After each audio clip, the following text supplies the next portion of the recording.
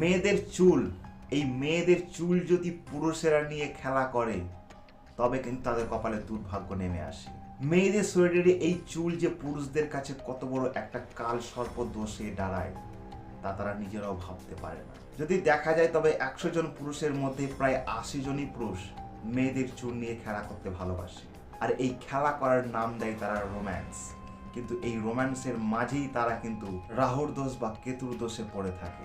আর এই রাহু কেতুর দোষ যদি কারোর জীবনে একবার পড়ে যায় তবে তো জীবন শেষ। আমি এই কথাগুলো বলছি, অনেকেই ভাববে যে হয়তো আমি ভুল কথা বলছি, কিন্তু বড় জ্ঞানী লোকের কাছ থেকে একটু শুনে নেবে যে মেয়েদের চুলে ছেলেদেরকে হাত দিতে নেই।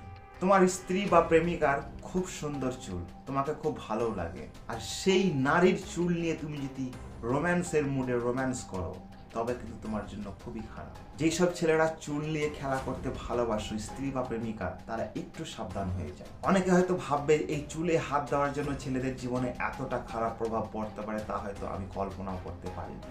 এ থেকে তার জীবনে অনেক রকমের দোষ তৈরি হতে পারে।